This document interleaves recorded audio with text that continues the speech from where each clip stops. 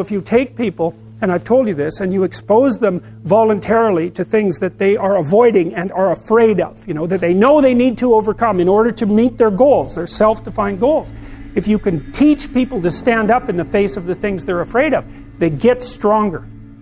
And you don't know what the upper limits to that are, because you might ask yourself, like, if for 10 years, if you didn't avoid doing what you knew you needed to do, by your own definitions, right, within the value structure that you've created to the degree that you've done that, what would you be like?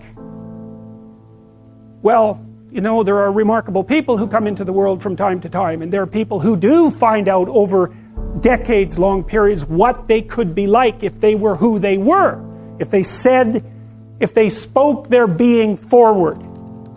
And they get stronger and stronger and stronger, and we don't know the limits to that. We do not know the limits to that. And so you could say, well, in part, perhaps the reason that you're suffering unbearably can be left at your feet, because you're not everything you could be, and you know it.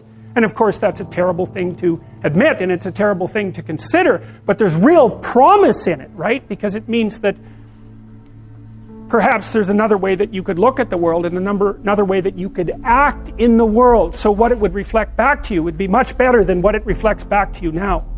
And then the second part of that is, well, imagine that many people did that, because we've done a lot as human beings. We've done a lot of remarkable things, and I've told you already, I think before, that today, for example, about 250,000 people will be lifted out of abject poverty, and about 300,000 people attached to the electrical power grid.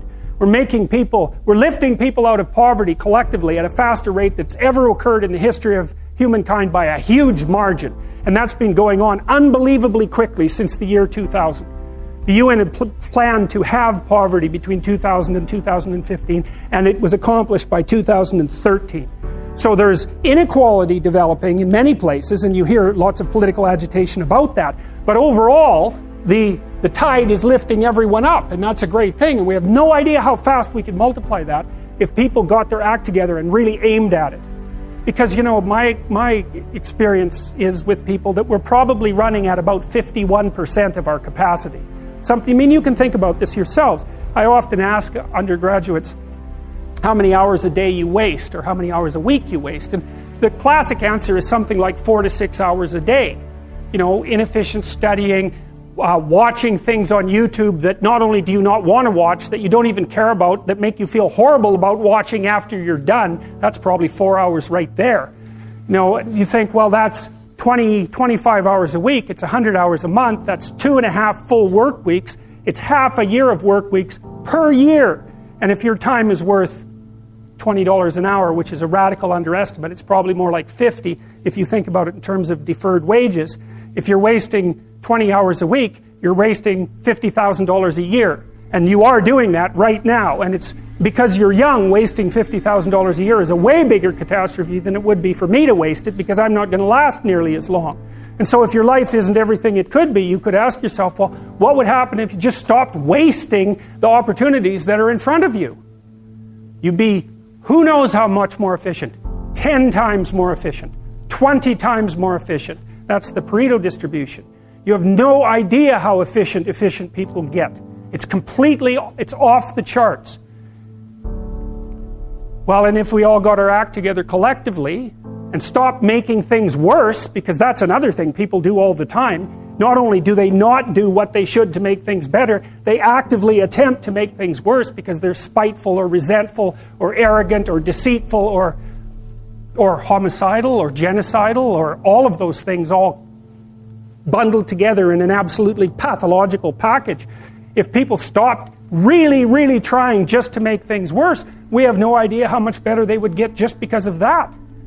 So there's this weird dynamic that's part of the existential system of ideas between human vulnerability, social judgment, both of which are major causes of suffering, and the failure of individuals to adopt the responsibility that they know they should adopt. And that's the thing that's interesting too, is that, and like another thing I've often asked my undergraduate classes is, there's this idea that people have a conscience. And you know what the conscience is. It's this feeling or voice you have in your head just before you do something that you know is stupid, telling you that probably you shouldn't do that stupid thing. You don't have to listen to it, strangely enough.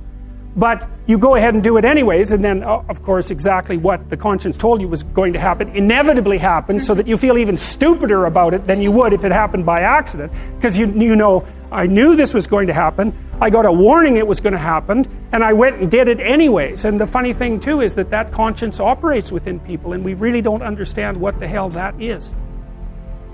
So you might say, well, what would happen if you abided by your conscience for 5 years or for 10 years? What sort of position might you be in? What sort of family might you have?